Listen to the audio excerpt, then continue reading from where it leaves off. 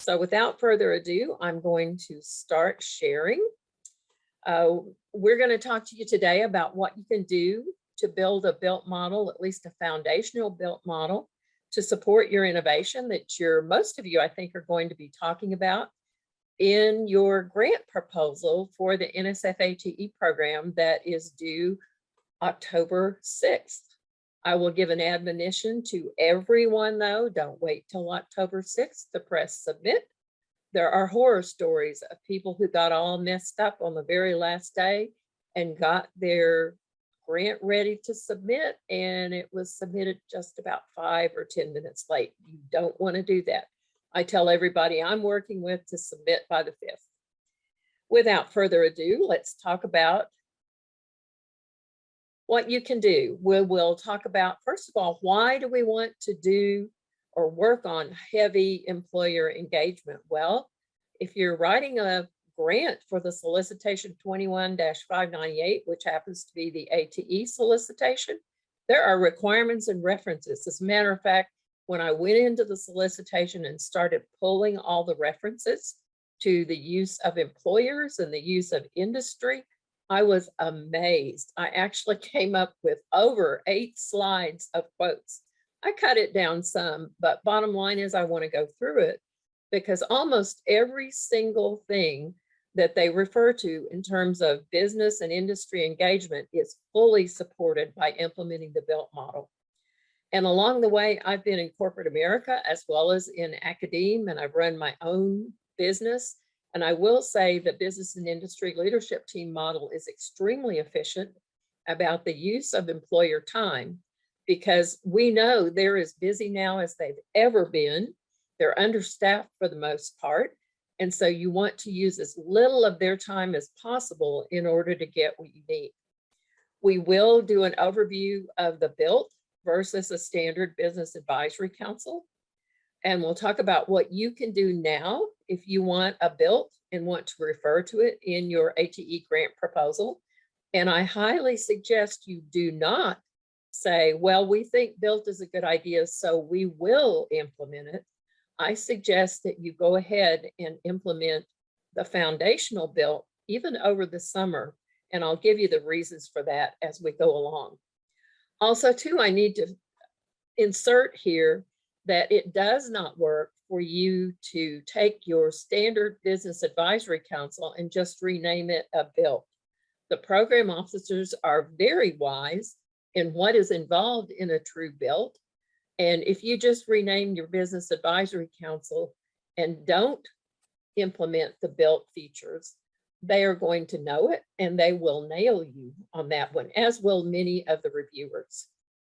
We'll also talk about what you need to do to complete adoption of the BILT model after you submit, because we can't get you to a point where you have fully implemented a BILT model before October. Did you know that employer and industry is mentioned multiple times on 5 different pages of the solicitation? The solicitation demands that you demonstrate strong business and industry inclusion and engagement in your work. So here we go with the quotes, and I'm going to go through these pretty quickly, but I figured once you have a copy of these slides, you will then have them, and you might even want to say, as it states in the solicitation, and our BILT satisfies this. I don't suggest you take all of these quotes. You'd have half your grant proposal, half the 15 pages taken up. You don't want to do that. On page 4, it specifically says that the solicitation wants you to have effective technological education programs that involve partnerships in which 2-year institutes of higher ed work with, and I kind of dimmed out the things that weren't relevant, work with business and industry and other people. A lot of folks need to come to the table for your grant to be competitive, but they specifically do call out business and industry. The partnerships should respond to the employer's hiring needs. And you'll see as we go through, we want those employers to give you labor market information for your local or regional area. It is not sufficient to just say that your particular focus of your grant it has a high demand nationally. You need to have a demand in your area. Another quote, a program development and improvement proposal might include integrating industry standards and workplace competencies. That's exactly what the BILT knowledge, skills, and ability process does do. It allows you to present a list of knowledge and skills that you think your employers are going to want 12 to 36 months in the future. And it allows you to prioritize those so that, in fact, you can specify that you did meet with your business leaders and these are the competencies that they want. It's also all the way through expected that whatever products you develop, whether it's going to be an internship approach, maybe recruiting, maybe courses, programs, etc., all of that is going to be developed with input from business and industry. Evaluation should demonstrate use in the classroom and sustainable change of the practice of participating faculty and teachers, leading to more qualified technicians for the industry. One of the things I frequently tell business leaders is we're trying to widen their pipeline of qualified individuals to fill those 11 million unfilled jobs across the United States. And if your solicitation is focusing on leadership, you want to identify and mentor faculty and their administrators for the purpose of developing and implementing a new curriculum to educate technicians for local industry need. The program should lead students to an appropriate degree or occupational competency and provide business and industry and public sector agencies with a larger pool of skilled technicians. There are words that I see in these quotes that continue to come up: skilled technicians, larger pool, more qualified individuals, address hiring. All of those sorts of things are very strong in this solicitation. It's also expected that professional development activities include business and industry partners to assure that faculty and teacher training is relevant and tied to workforce needs.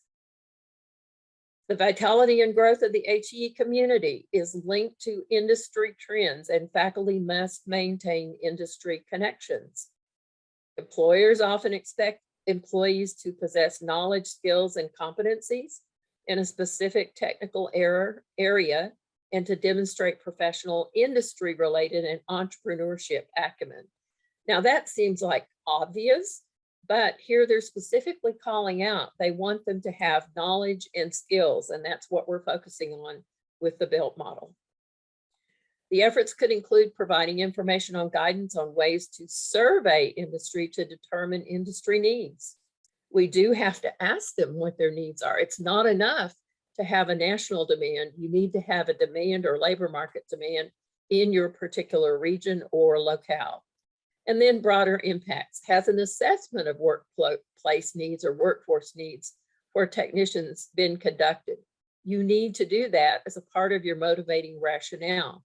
And does the project work with employers to address their current, underscore the word future, because the process of the BILT focuses on future needs. And the reason it focuses on the future is if we only ask them what they want today, by the time we modify our curriculum to address those needs, we're going to be out of date again because we're not exactly fast about implementing curriculum. So why do we care about the business and industry leadership team? Well, one of the things I told you already is that it addresses all of these specific needs that are indicated in the solicitation. Also, too, it is a very efficient manner for dealing with your business and industry representatives, using the minimum amount of their time to get very granular information that you can use to be able to implement your program. Okay, come on. Where did the BILT come from? It came from the National Science Foundation Convergence Technology Center that started first as a regional center in around 2004 and is now a national center. It was actually established then because I was hired to grow IT registrations or IT enrollments for the college just about the same time that we had that major dot-com bust. That was the last downturn in the IT economy within the nation. And when I say IT, I really am talking about more than just plain IT. It's also cybersecurity and related groups. I did establish the BILT model, at that time, through working with business leaders to determine the knowledge, skills, and abilities that they thought they would like to hire in workforce graduates in the future. I wasn't willing to give up on the American industries and needs for IT, so we focused on the future. And this model has now been implemented at least 65 plus colleges in multiple disciplines. And that also includes 2 national centers that I happen to be working integrally with right now, so that they are using the BILT to come up with their lists of competencies for the various sub areas for their national center. And the Pathways to Innovation project launched something called the BILT Academy to scale the model, and that's what we're running through court. And we'll be delighted to invite you to apply to be a part of that. Okay, doesn't want to go forward. What's a BILT? Essentially, I say it's a business advisory council on steroids. Everybody kind of gets what on steroids means. It means we're beefing it up. It is structured and repeatable. That is very important, that it be structured and repeatable and not just a conversation. And it puts the employers in a co-leadership role for curriculum. And it's amazing when the business leaders are actually in a co-leadership role or a co-ownership role for your program, how much more involved they will be with you and will help you in almost all sorts of ways that you can imagine. So let's talk about this. What's different about the BILT? What's the big deal? It's the frequency of meeting, the specificity of what we do, the depth of input. It is industry-led for sure. It is, oh, I think I lost it there. It's actually very specific in terms of the granular input for the KSAs and the depth of input. You get amazing input from the businesses when you discuss the actual voting that occurs during a KSA meeting.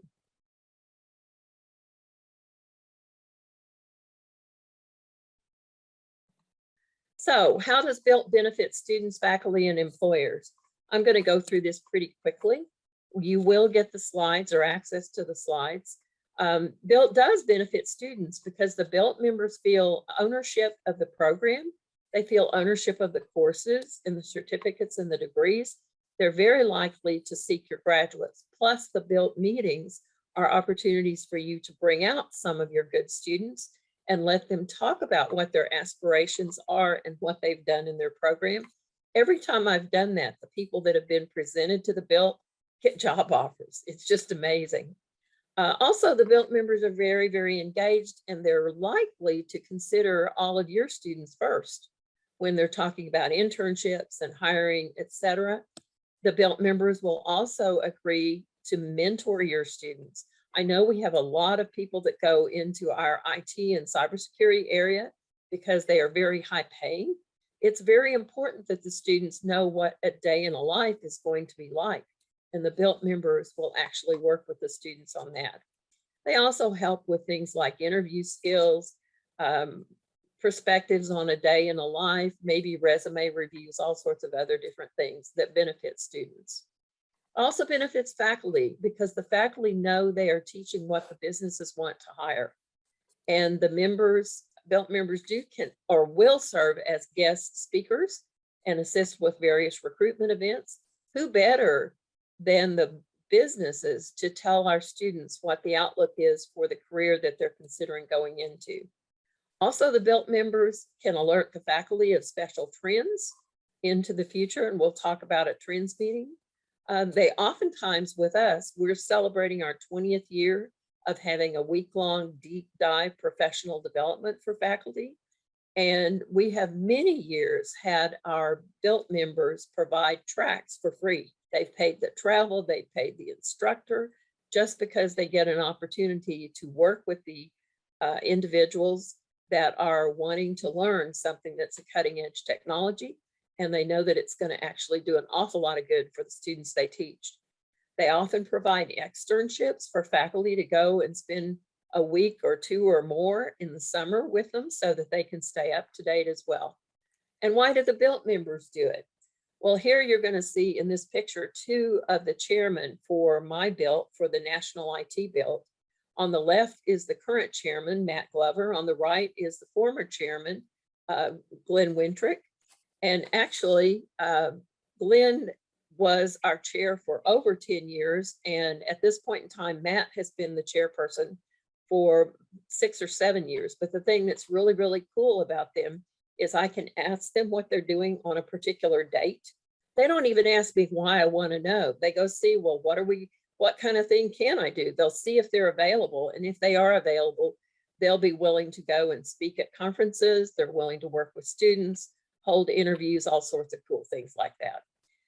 Essentially, most of the businesses need more qualified job candidates. I mentioned that there are 11 million jobs open in the United States. And that is really hurting our workforce, our overall workforce. With that, though, the businesses need to be able to hire very competent people. And so they're very happy to work with our programs to hire our students because they have direct input into making sure that our students are learning the right things. Again, they also love professional relationships with one another. Our BILT team has small, medium, and large companies on it. And the small and medium businesses absolutely love to hear when the larger companies start talking about futures. They start talking about where the industry is going and what kinds of things are impacting the industry. They also do like to give back to their community, but they want to give back to their community in a way that makes a difference and is appreciated. And that where you go down to the bottom, they know their time is valued. A simple thank you can't be said enough to these business people for the time that they provide for us. So these are the essentials for a BILT. You don't have a BILT unless you are doing this. The businesses must co-lead the program, not just advise. They prioritize a list of pro forma knowledge, skills, and abilities that you need to create, thinking basically your list of what you think graduates need to know 12 to 36 months in the future. They actually have an electronic process for voting on these items and for then discussing them. The discussion is very much like a standard advisory council, although there are metrics from voting on the knowledge, skills, and abilities that inform that discussion. So it's very, very efficient, very organized. The discussion must be synchronous. We can't just have people out there prioritizing the KSAs and then they don't really talk to each other where they can bounce off each other the ideas that they have. It does need to be a synchronous discussion. And they also must predict the labor market demand for the particular industry that you're talking about.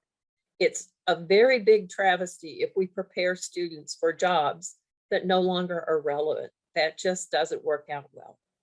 We also have them predict trends 2 or 3 times a year. And those 2 or 3 times a year, we give them about 30 minutes or 40 minutes to talk about what trends are coming down the pike, maybe 3 to 5 years into the future.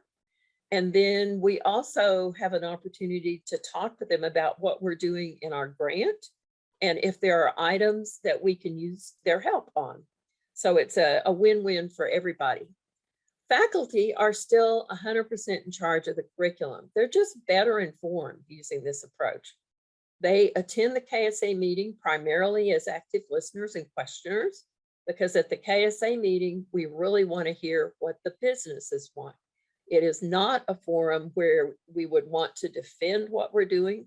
We might want to explain what our college is already doing, and we certainly can do that.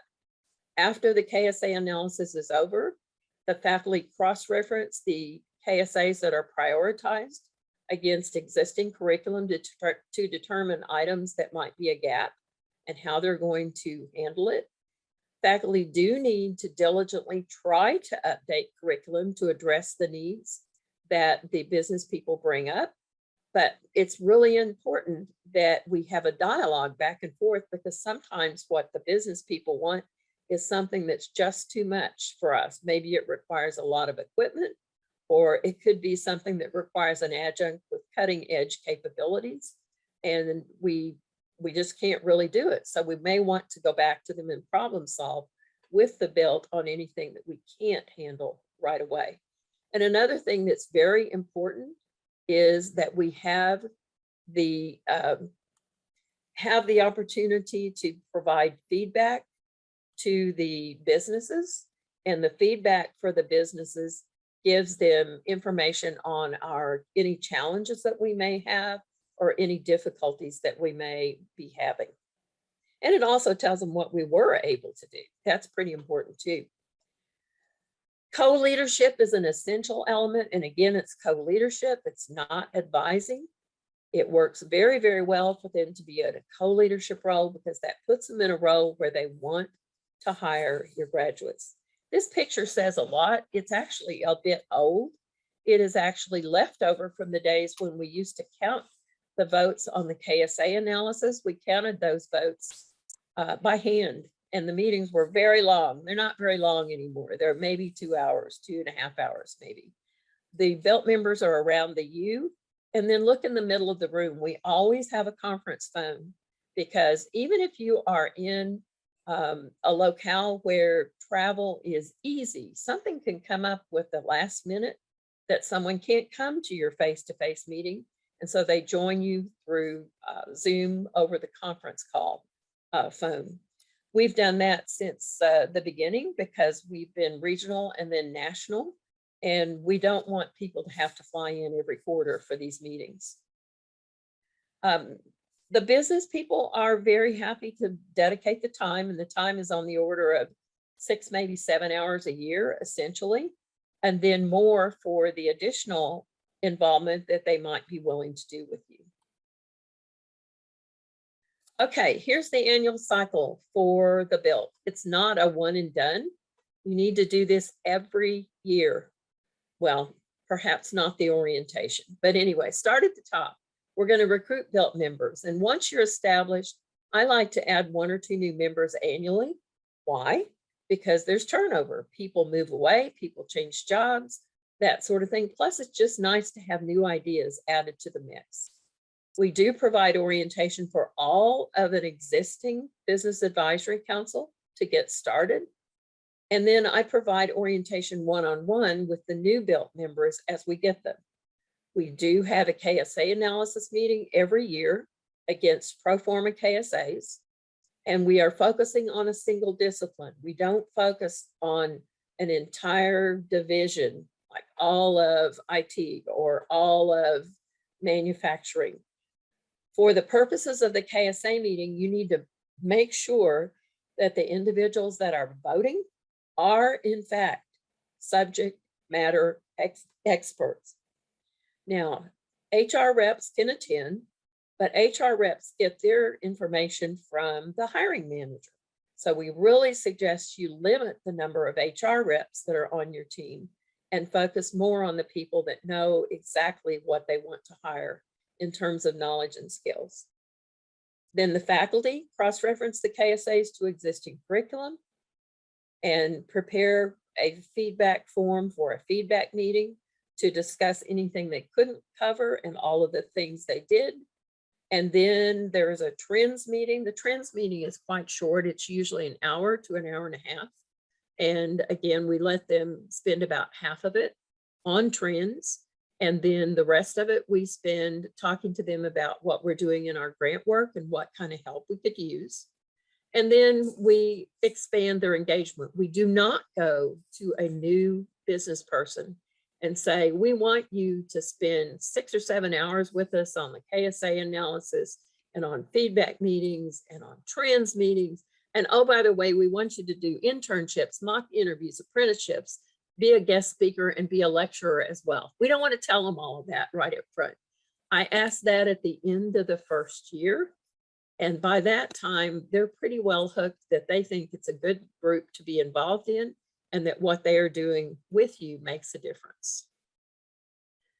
Composition, I usually suggest getting 15 to 20 members on a BILT because let's face it, they'll not all be able to come. This is obviously Hollywood Squares from Zoom. And I have to say that during COVID, we shifted totally to Zoom and it was fine. It's a little bit harder to build from scratch with just virtual interaction, but it can be done. You want people that are going to hire your graduates for the most part, even if those particular individuals are not the hiring managers. I do like to have high-level tech execs on the team. They're the ones that are going to have to keep their companies in business. So they're going to know what's going to have to change in the employee grouping and the employee knowledge as we go along. I do like first-line hiring managers. I like technicians, especially those that have graduated from your program recently. It's always nice to have them because they're kind of the bridge between the industry folks and the educators. You may think that this is crazy, but we educators talk in a language that industry doesn't necessarily understand. And they also talk in a language that is not really our language. Learning outcomes, not necessarily how they consider the competencies. They consider them more in terms of knowledge and skills that an employee is going to need to use on the job. And again, the HR reps, it's okay to have them, but not usually as the sole rep. And in fact, faculty are ex officio members. They primarily listen during the KSA meeting and ask questions. Very frequently, the business people will ask questions of the faculty as well. Biggest thing is don't get defensive during the KSA meeting if the business says they want something different from what you're already providing. The next two slides are from Matt Glover, our BILT chairman. This is his perspective on the difference between advisory and business-led or BILTs. It's the difference between advisory and led by the industry. There may be an occasional review of true knowledge and skills at an advisory council, but there's going to be a review like clockwork once a year of prioritized KSAs if you're implementing the BILT. Business may be suggesting enhancements in an advisory mode. On the side of the BILT, the curriculum, it's not that the curriculum has to be recognized by the BILT, it's just we owe them the feedback of what we're going to do with what they've provided to us. The businesses do have skin in the game, and among other things, the businesses have an opportunity to reduce their on-the-job training. I know when I graduated from college, IBM wanted to send me for 6 months of intensive training, and that would have been 6 months that they were paying for me, that they got nothing from me. That doesn't happen much anymore. And also, the business people really do like to be able to give back to the community, and they consider it a multi-generational, life-changing way. And here's why. If we affect changing programs that change the earning potential for the students in their community, that changes the earning potential that is going to affect those folks' children and their children's children. So it really is a multi-generational approach. All right, we want our students to become active employees, we know that. And the professors want to deliver relevant skills, we know that. Also, the business leaders want to have folks hit the ground running, and they want to be able to give back and feel valued. So I like to look at the what's in it for me, or the WIFM, from every side of a transaction. If I'm working with a BILT leader, what do they want to get out of their investment in the BILT? Do they want to hire more qualified individuals? That's pretty much the main thing they want to do. But beyond that, they probably want to develop relationships with more people in their industry as well. Why do professors want to be involved in the BILT? I believe that professors want to, for sure, teach the most relevant skills to their students. So what can you do this summer? If this sounds interesting to you and you're interested in referencing a BILT in your proposal, well, we can establish a foundation of BILT, and we've come up with other names for it. You can call it a formative BILT or a preliminary BILT, whatever. You can do that in a matter of an hour to an hour and a half, either virtually or meeting in person. In the Dallas Metroplex, I would not even ask anybody to come for an hour meeting to come on campus, because their travel time to us would take more time than that for sure. I would do it all virtual, but you can do it either way. It does require recruiting 4 to 6 business representatives, and these are subject matter experts, to meet and learn about the BILT. We have orientation slides that we can make available, and many of them are the slides that we actually used in this presentation.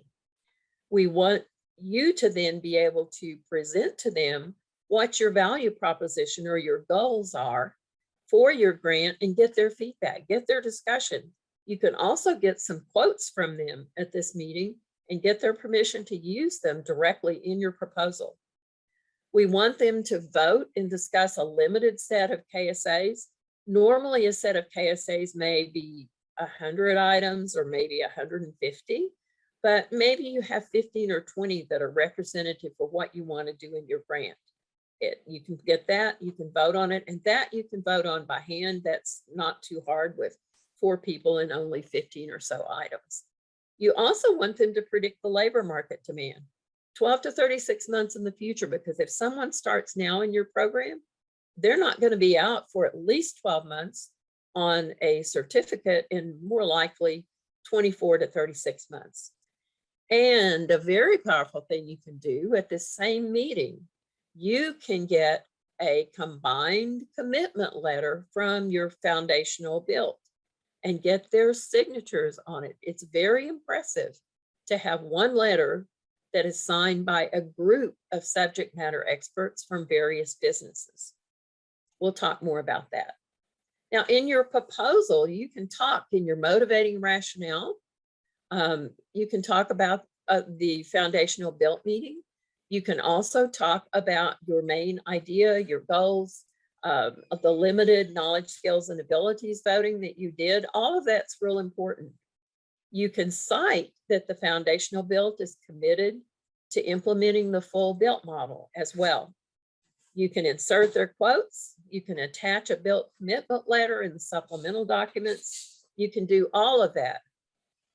The foundational BILT meeting agenda, explain the purpose of your meeting and the desire to adopt the BILT model, and then overview the difference between the BILT and the advisory council. Vote on your KSAs, your pro forma KSAs, and then ask for their commitment to support your efforts and to sign the commitment letter. There are elements of the commitment letter. I did not give you a sample because it's going to vary for every single one of you. Paragraph 1 needs to describe the BILT meeting that occurred and the BILT's endorsement of the needs for your work. They need to be the ones that want you to do whatever you're wanting to do in your grant. And then paragraph 2 needs to describe what they will do collectively. And this is important. We, the members of the foundational BILT for collectively commit to, and then you can list a whole series of things that at least 1 or 2 of the BILT members have committed to do. It doesn't mean that every single one of them will do every single thing. But it's important to list out anything that the group is willing to do. And the language does not commit every single one to doing every single thing on the list. Paragraph 3 is restating the importance of the work and their overall commitment to guide the project. And then for signatures, it's a good idea to send the letter out to everybody via email, have them sign it and scan it back to you, but then give you permission to cut and paste their signatures together so that you can end up with a signature page that has a list of 4 to 7 different individuals and companies on it. Next steps. After that, you have a foundational BILT, but it is not the full BILT. You have not done a whole year's worth of meetings, and it is not institutionalized at your college yet. Do apply to be a part of our BILT Academy for Pathways to Innovation. The applications will be available in mid-August for cohort 3, and the timing for how you will function in that academy is from November 2022 to September of 2023. And it includes a monthly cohort meeting and coaching calls with a dedicated BILT coach who can help you with all your questions and all your issues. And this academy supports implementation of the whole annual cycle with you, with guidance from a coach.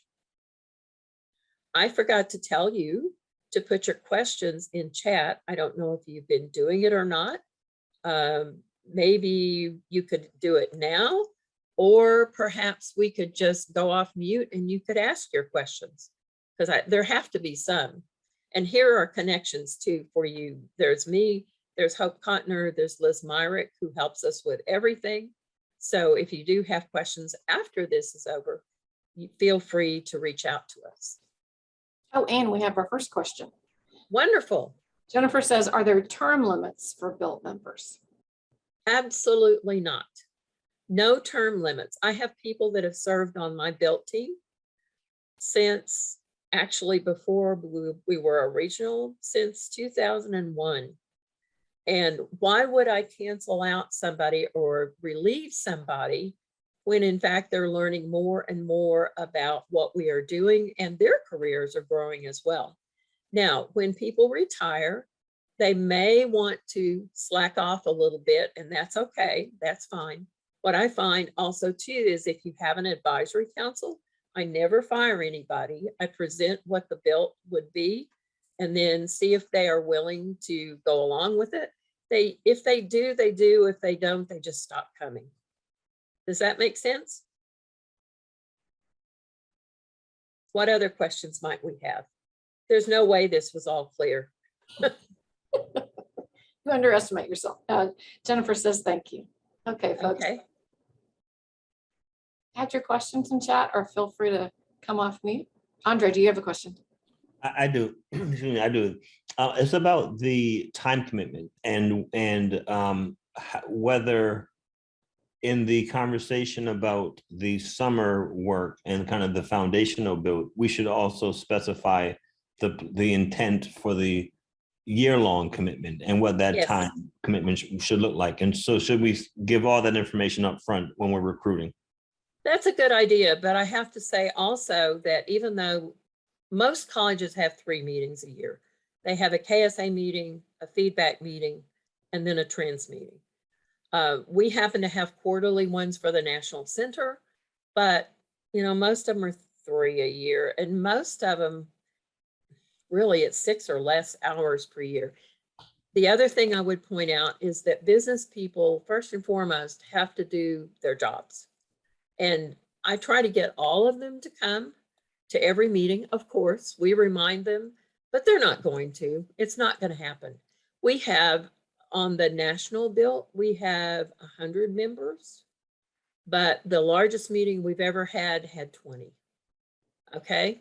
So yes, that the time commitment ideally, what I would say is the time commitment ideally is no more than about 6 or 7 hours. There are options for other engagement. And if your business calls you away or your work calls you away, for a meeting even, and you can't come, that's fine. We'd like to get everybody to come to the KSA analysis because that's really important. But it works out. It really does work out. And just to clarify, the summer meeting for the foundational BILT to get this established, would that be separate from the 3 meetings per year? So it would be 4? Okay. No. Well, you wouldn't do that every year. You would do that once. Got it. And then got it. Okay. And then 3 a year. Thank you. I see a question from Kate. Are there any programs that have proven to not be good for a BILT, a good match for the BILT? Actually, no. Even more so, any technical program, it works.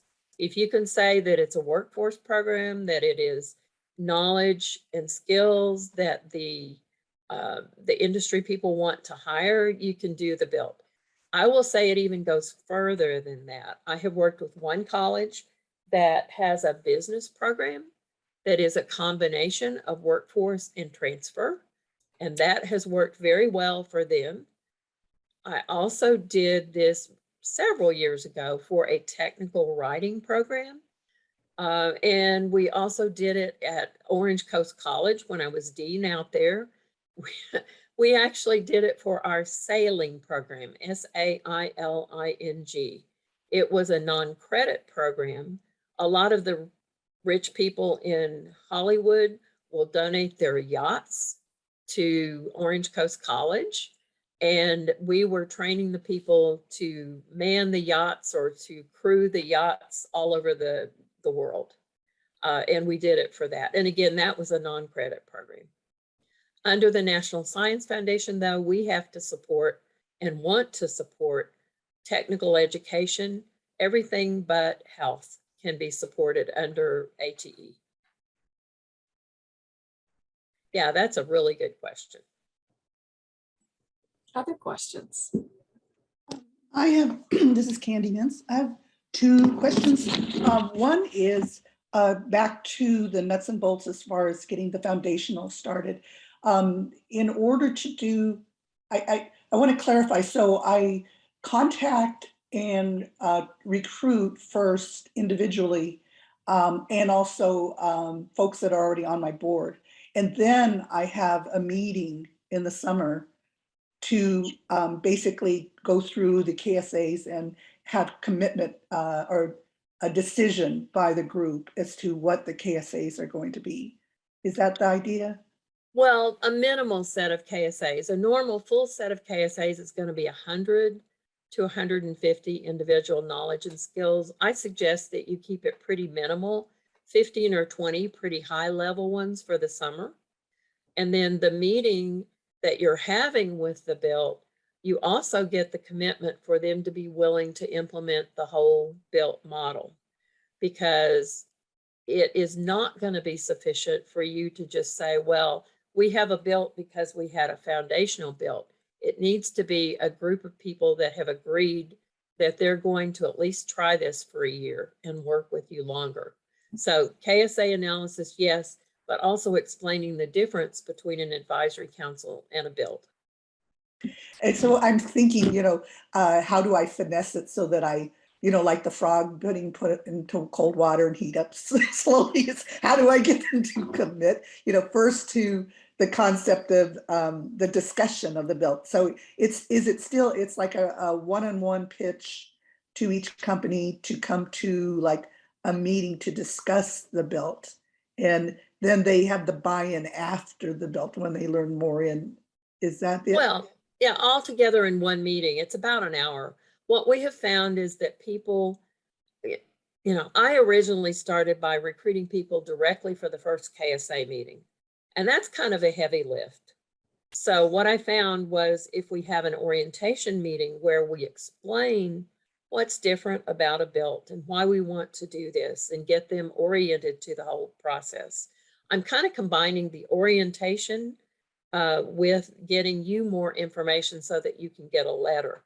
People will commit to an hour or an hour and a half. They don't necessarily want to commit to 2.5 for starters. Does that make sense? Yes, it does. And I like what you said about to invite them to an orientation meeting. So it's information. It's not any commitment yet. No blood's signing a signature yet. And then the second question is a little one on the cohort 3 in the summer, or for November to September. The coach interacts with you for the full year, and then after that you're on your own, right? With you, because you should be. Well, you're not totally on your own. As a matter of fact, we had BILT cohort 1 finished last year, and we provided coaches to all the teams for this year if they wanted to have more support. And it turns out in working with the coaches, nobody wants anything. They haven't needed anything. So we're still available to answer questions. We're going to be pretty free about helping people. We're trying our best to develop a full community of colleges that actually have BILT in place so that as a group, you can support one another. And we're just about getting to the point where we have enough critical mass to be able to put that community of practice together. Thank you. Sure. Other questions? I have another question. Is it difficult sometimes to get the subject matter experts to join the BILT, the team? In my experience, I've collaborated with representatives at different companies who were not the experts, but it was their role to either work with councils that then had higher ed participation. And then they, of course, they would engage with me, but then they would say, well, I have to go back and ask my people about this.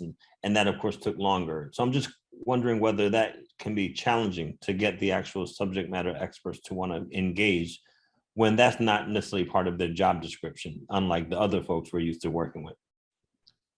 It can be, however, the fact that we're not asking for endless meetings is a plus. This is an incredibly efficient manner of getting information from them.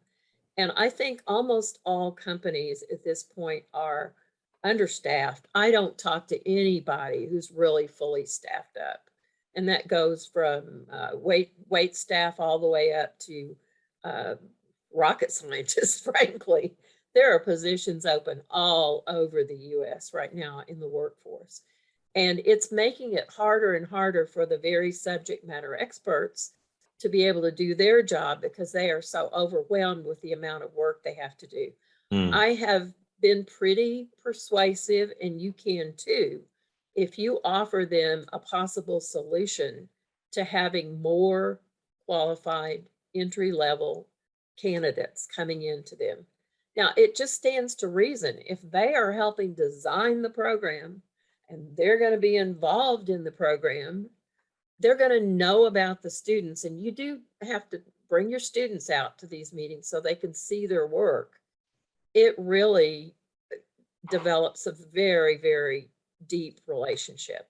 And again, there are a couple of colleges, well, there's 3 major colleges that are doing multiple BILT teams. Florida State Jacksonville has mandated that the career and technical programs, all career and technical programs are implementing the BILT model. That's a whole campus-wide event that is underway in a pretty large college. Crowder College in Missouri, and I noticed there's someone from Crowder on. I may call on you, Kathy, if you're still there to comment. We started out doing a couple of BILT teams for them, and now they're up to 4 or 5. In fact, the one thing I had to do this fall was convince the associate vice president that he didn't want to try to implement 10 new BILTs all in one fall, last fall. I just said he was going to kill his support staff. If he did that, that would not be particularly good because it does take some setup and follow up and invitations and such. Kathy, would you be embarrassed if I asked you to come off mute and talk about what has caught on at Crowder? If I can get plugged in. We hear you, Kathy. Yeah, we can hear you.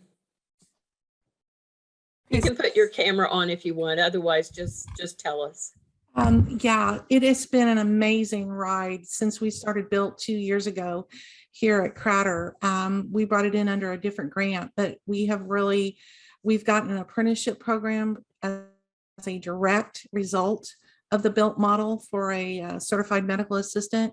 And we're just seeing all kinds of promise and progress. And I just don't have enough good things about recommending you jump on this because it's a great way to see your program succeed and get new programs and keep those folks engaged that we so desperately need. Thank you, Kathy. One other place is Miami-Dade College, the biggest community college in the US in their IT area. They were about to be funded for a grant, and the grant officer suggested they contact me and shore up their involvement with their businesses on their cybersecurity area. And that was, I think, 3 years ago, approximately. We did exactly this process. They now have 500 students in that program. It is amazing. Now, granted, it's a big college, but they meet twice a year. Usually I can convince them to do a trends meeting. Sometimes I can't. But at this point, we've now held BILTs for 4 different programs at their college, and they're loving it. They're seeing results that really do matter. What happens? I mean, think about it. If you feel like you have co-ownership of something, aren't you going to be maybe a little more involved in it than if it's something that you just kind of happen to do once in a while? It really, really works. Got to be other questions. A couple of people have asked about applying for the next cohort and how they'll be notified. And I just put a message in the chat that we'll send an announcement to everyone who registered today. So you have that opportunity, and we encourage you to apply to join us. Yes, we do. We do. And the reason we spread it out is so that you can go over the KSA meeting, you can go over the feedback meeting with the cross-reference meeting with faculty, you can go over the feedback meeting, you can do a trends meeting. You've been through one whole cycle so that going the next year, you just have to repeat. It's like a rinse and repeat or update and repeat from there on out. I have to tell you that what we talked about for KSAs in 2004 doesn't even bear any resemblance to what we have for KSAs now in our national BILT, not even close. Oh, I will say one thing. If you do want to handle BILT for an entire division, remember I said that you have to have subject matter experts who vote on your KSAs. You might have several sub-BILTs for the particular programs in a division, and then do the trends meetings all together in what we call a super BILT. That has worked too. And I have another question about recruiting industry partners for the BILT.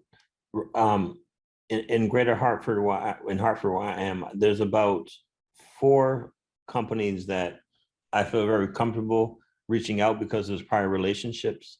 But then there's others that there are really no relationships. And what are strategies that you would recommend for reaching out to companies that the college or faculty have no relationships with?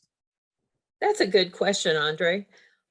When I moved back to Texas from being on one of my soirees to another state was exactly the time when we were building the first BILT. And I just cold called. What I did was and I'm not good at cold calling. You may think I am, but I'm not. I'm actually an introvert hiding in an extrovert body at the moment, or vice versa, an introvert. I don't know.